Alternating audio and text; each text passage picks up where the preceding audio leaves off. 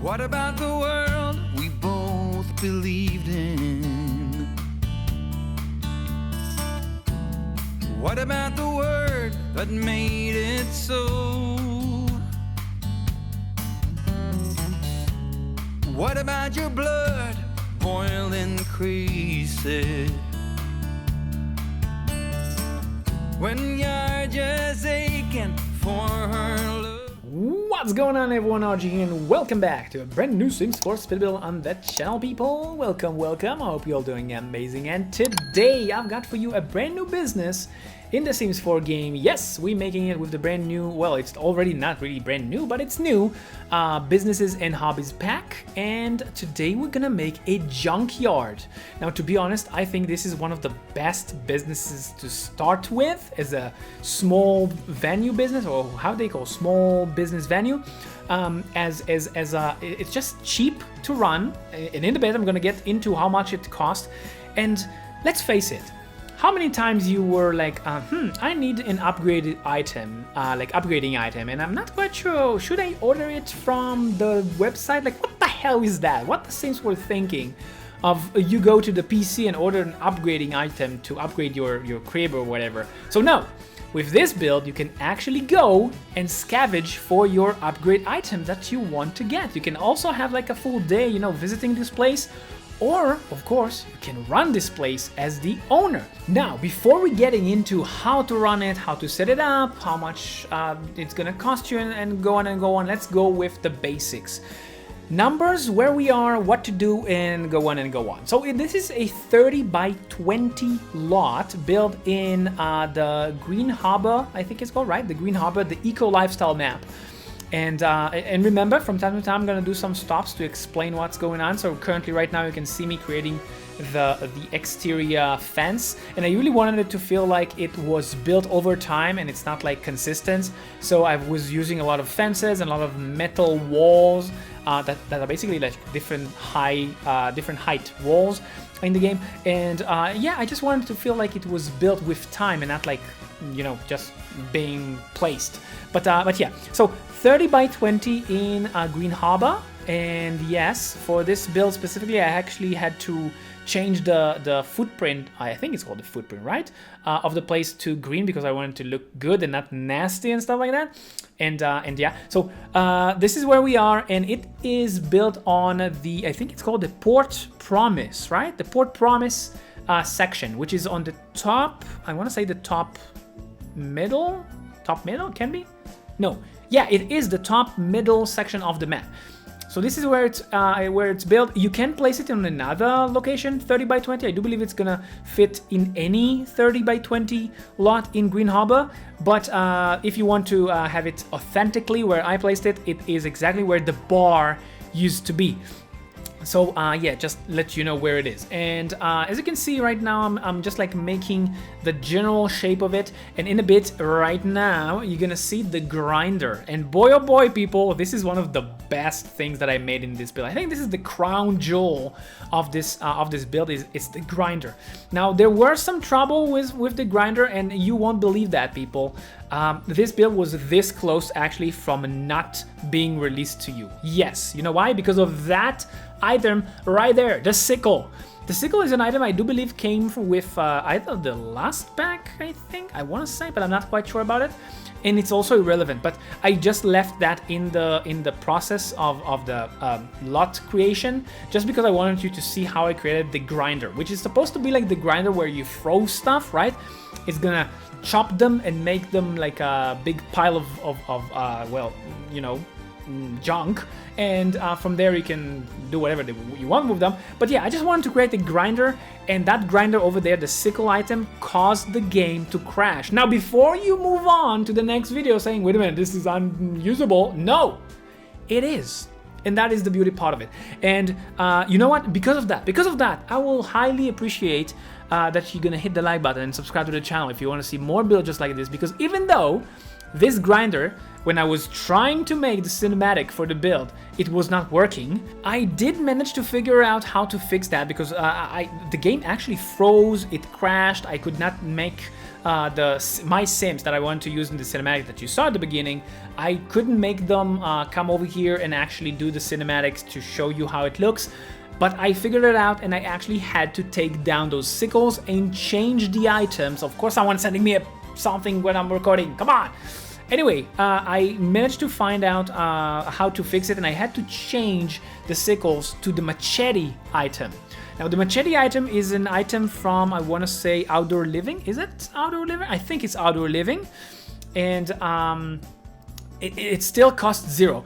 Both the sickle and the machete items are debug items. So again, people, every time that you're placing my builds in your world, make sure to activate all the building cheat codes from move object to hidden live objects to debug items, everything, unless you're on the PC and you have the organized debug mod where you don't need to activate those. But if you don't have those, or you're playing on the console, make sure to activate those codes before placing my builds. But where was I? Yeah, so I was just replacing the grinder and the sickles in the grinder with machetes. I did a little bit of a different design, but don't worry, it did not change the price of this lot, and it did not change how much it's gonna cost for you to actually purchase it. Currently, right now, you can see, well, it just vanished, but you can see that it's around, like, at this stage, only 6,000 people. This is a very cheap business to run, and you know what? I think it's a good time to actually talk about that. So just let me finish that point. What was it? Okay, so I just changed the design of the grinder with machetes. But yeah, definitely looks dope, even with the change. I do believe that you're gonna see maybe a thing of it at the end, like how the brand new version looks at the end of the build. So stick around for that. So currently, right now, you can see that I'm trying to start placing junks. Okay, like broken stuff. All around. You're definitely gonna need to have the Eco Lifestyle pack in order to have this build as you see it right now being created. I do believe that also there was another pack that is kind of heavy used in here. I think it was the Life and Death. I used a couple of the debug items over there. Like the whole concept of using debug items in builds like that is to maintain a low price of the lot, right? And of course, there must be pile of tires and old tires scattered around a junkyard. And people, you know what? This is, I think it's a good point for me to actually point out right now. I noticed, and I actually also got and received a couple of DMs over the years asking me, how do I rotate wheels? As you can see, there are wheels over there. There is like 45 degrees. There are like the pile of wheels over there, tires, not wheels. Wheels, it's with the rims. But you can see that some of the piles over there, I tilted on 90 degrees. Now, people, this is very important. There are a couple of tires in the game, and only a couple of them can be rotated. The OG tire in the game is a tire from Strangerville. It looks a little bit wear off, a little bit less, you know, texturey, a little bit weird, funky looking wheel. You cannot rotate the wheel from that specific pack, from the Strangerville pack. The only wheels that you can rotate are the Eco Lifestyle, which is a 100% guarantee that you can rotate them. And I do believe that there are also tires from the Wolf's pack that you can also rotate. Not sure about this one, so don't take it with a grain of salt. But yeah, make sure that you picking the right tire that you want to rotate, and then you can actually rotate them 90 degrees, 30, 40, 20, 15, to how much you want.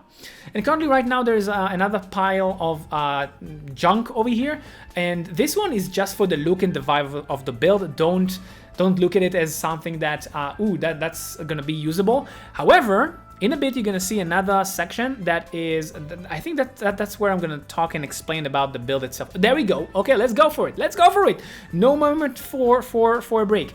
So over here, there's gonna be pile of, not pile, but there's gonna be a couple of tables over here and some electronic devices like computers, TVs, and stuff like that. Now, how do you set this build up? How do you play it? And how do you make money out of it? Coming right now. So pay attention, people. As you can see, there are electronics over there. In the previous sections, there were also like fridges, and in a bit you're gonna see some plumbing, I think it's called, right? Like stuff that you can find in the restroom, from toilet, showers, and stuff like that. So the thing is this, and it's super fun actually, so hear me out. once you took that build and placed it in your game and you want to now run it, right? So what you want to do is actually to purchase it, and again, do that from the menu on the phone. You need to purchase a small venue, a small business venue. Once you've done that and you came over here with your Sims, you want to set up the business. Now, right now on the screen, you can see how I set up the business as the owner when I was doing some play testings and how you saw it at the beginning of the game, and you can copy it. Now, the main things that gonna happen in this junkyard is that Sims will randomly come over here. They will sabotage objects, basically all the objects that are outside. They will fix the objects that are outside, just like those, the sink, the toilet, the shower. And by the way, that tilted sink, Sims can actually interact with it. It's extremely funny. Now, they will sabotage them, which cause them to break, and then you or them, they will fix them. Once they're fixing them, on the ground, there's gonna be a pile. If you remember that, I actually did a survey asking you if you're like fixing the stuff in your home or you're calling a handyman to fix it for you. So if you're gonna scavenge the pile after they fixed it, you can scavenge for parts. You're gonna get basically upgrade parts. Now, in the electronics section, you're gonna get electronics. In the plumbing section or the restroom items over here, you're gonna get some plumbing upgrades items. And from the first section, which was the how they call it, the fridges, I do believe that you can also get some electronics. Now, if you want to salvage the items, you need to just use them. It might take a few tries to use them. For example, if you're on the PC, you can search the web or play a game. If you're on TV, you can surf channels. It will cause the item to break, and then you can fix them. Once you're fixing them, you're getting the new items into your inventory or a pile that you can scavenge for items. Once you're done scavenging, you place them right here on those shelves over here. Everything that you're placing on those shelves immediately become for sale. Now, those items can be sold based on the entry fee or the multiplier for income that you set when you set up your business, basically. So if you're making 50%, it's gonna get 50% extra. If you're making it 100%, 100%. If you want them to be cheap, if you want your Sims to actually visit over here, so you just set them on low price, and then you can actually buy those upgrade parts for cheaper version than what you're gonna get them when you order them online. So people, this is a fully functional junkyard. You can actually go either get yourself the item that you want to upgrade your rig at your home, or you can just run it and sell stuff. Now, when I was playing it as an entry fee, and then everything that being fixed and stuff like that, it's up to the PC to do whatever they want. And again, if they sabotage an item and I fixed it and then I set the item for sale on the display units, I just got money. Now, if you're asking what is the best item to actually sell over here on those display units, are the electronics. One electronic, I do believe it's like 150 simoleons, I think, or something around that, 180. So definitely that's the thing that you want to invest the most.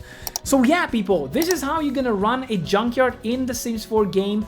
Do let me know what you think about this build in the comment section down below. And you just got yourself a very cheap 30,000 simoleons junkyard, but you want to go to the big league and run a dairy farm? Check out this dairy farm that I made in Sims 4 without CC, without mods. Why don't you just milk money from the Sims? Don't forget to hit like and subscribe, and until the next time, keep that Sims party going for me. RG out.